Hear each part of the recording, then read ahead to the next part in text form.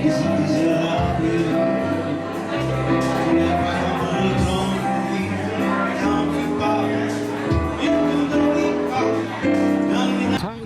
10-day Canadian Capitals plus Niagara Falls tour begins right here in Toronto, the capital of Ontario and Canada's largest city.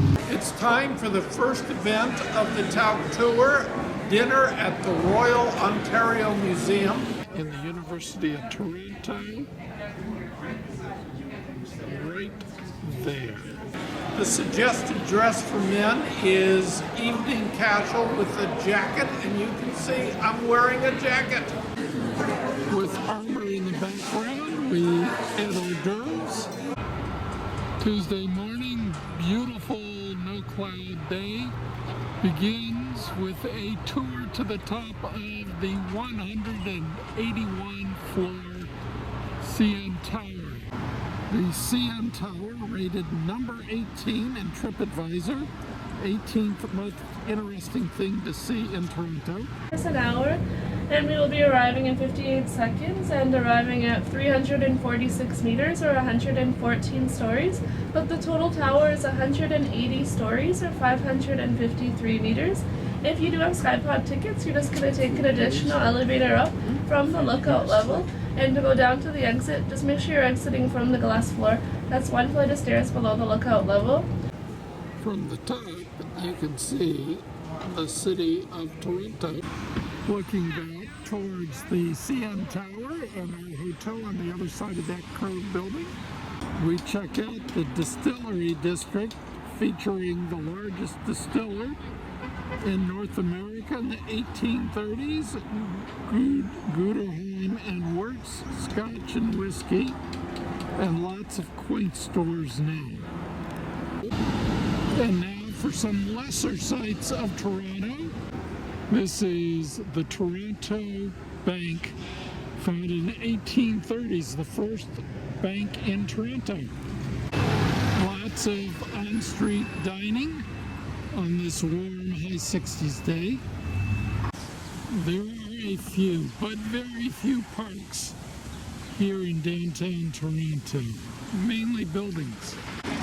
Tall skyscrapers that block out the sun and the streets. No need to walk on the street. There's this incredible underground walkway known as the Path. The Path connects 1,500 stores.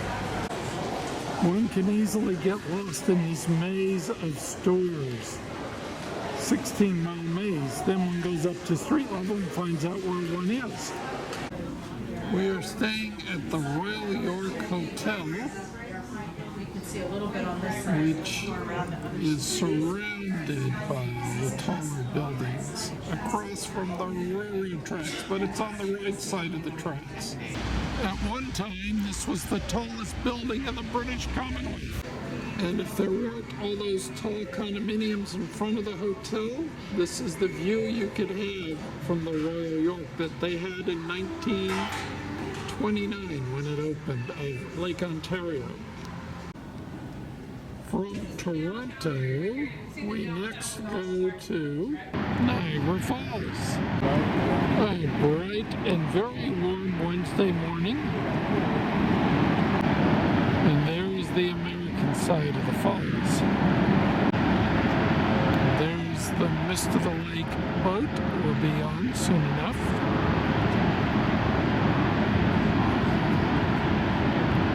And the view of the falls. After quite a walk, we arrive at the entryway, handing out ponchos. People don their ponchos and head to the boat. The Maid of the Mist rides start right there. Starting to feel the mist from the falls. One does get wet on this $20 20-minute ride. Safety bring two spectacular. The falls are 185 feet high. After the falls, it's time for lunch at a quaint Canadian city called Niagara on the Lake Ontario. And this is the only fast food modern restaurant in the city, with one last look at Niagara-on-the-Lake. It's back to Toronto for the evening. Thursday, day 4, finds us traveling from Toronto to Ottawa, stopping first at the Big Apple. Besides apple cider, the Big Apple features animals such as llamas. Lunchtime on the way to Ottawa finds us taking a cruise on the Thousand Islands of the St. Lawrence Seaway. As long as there's at least 2 trees growing on an island, it's one of the 1,700 of the Thousand Islands. And there's one pretty home after another in the Thousand Islands. The largest house in the Thousand Islands waterway on the St. Lawrence Seaway is Bolt Castle. Built in the late 1890s, it was built by the owner of the Waldorf Astoria, and he brought one of his chefs up here who created a brand new salad dressing called Thousand Island salad dressing after the Thousand Islands. This is the boathouse that he built for his 3 yachts. And back on the bus to our very next stop. Now we will start with a look at one of the Grand Canadian Pacific hotels in the capital city of Canada, Ottawa. Chateau Laurier, named after the Prime Minister in 1912. From the hotel, one has a wonderful view of the Ottawa Parliament building. Inside the lobby, looking at the statue of Laurier, Wilfrid Laurier. When the hotel opened in 1912, it was with very sparse furniture, because all of the furniture for the hotel was aboard the Titanic. The rooms in the hotel are lovely, featuring 2 bathrooms. This is the view from our hotel room. And that blue building is the Art Museum. Day 5 begins with another cloud-free morning here in Ottawa, the capital of Canada. The Parliament building, built in the 1860s and rebuilt in the 1920s after a fire. Entryway into the House of Commons. House of Commons, 308 members. From the House, we go to the Senate. This is the foyer of the Senate, including the King and Queen. You're on the Senate floor. So our Senate, much different than the House of Commons. Our Senate has 105 senators. Our Senate is not elected like in the U.S.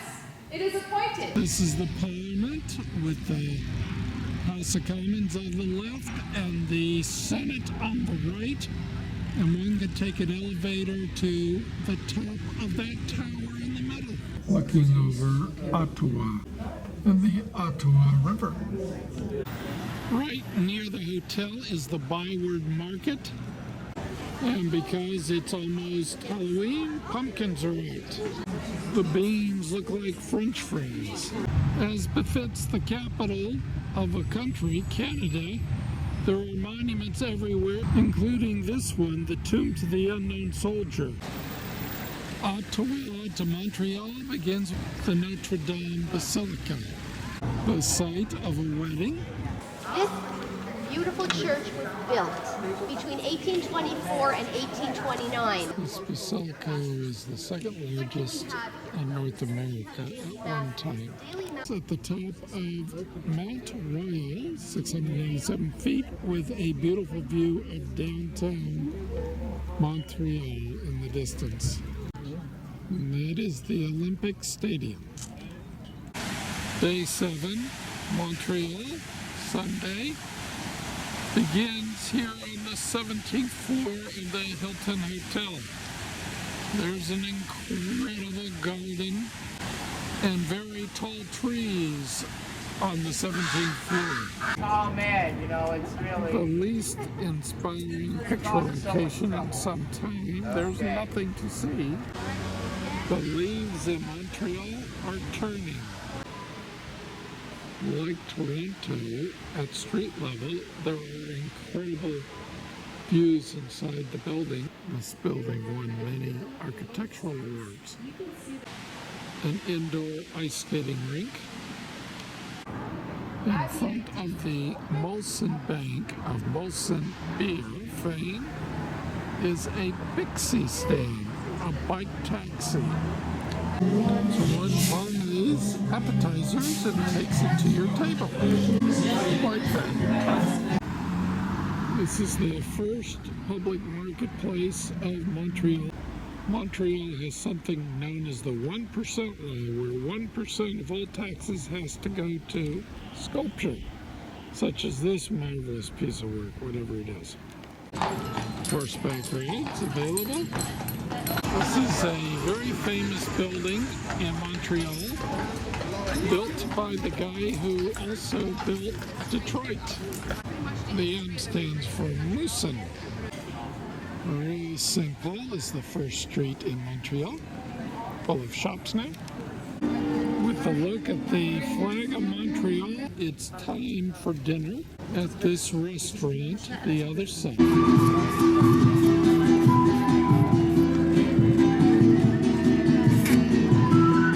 On the way from Montreal to Quebec City, we make our stop at Trois-Rivières, with the maple leaves turning in front of us. We're almost at peak color today. Now we'll continue to Quebec City. My name is Sir Frederick Alderman, and I'll tell you more about who I am a little bit later on. I know you're pretty anxious probably to go to the washroom, right? And that's what we'll do the first stop on the way in. Mount Morcy Falls, 100 feet higher than Niagara Falls, outside of Quebec City. And when Samuel de Champlain saw this beautiful site, he decided to name it after the person who paid for one of his trips. So he called it Montmorency Falls, and the river is also called Montmorency River, named after the same region in France. After the ride on the cable car, it's lunch at Manor Montmorency. The top of the falls, and looking down to the bottom of the falls. From the falls, we head into the town of Quebec.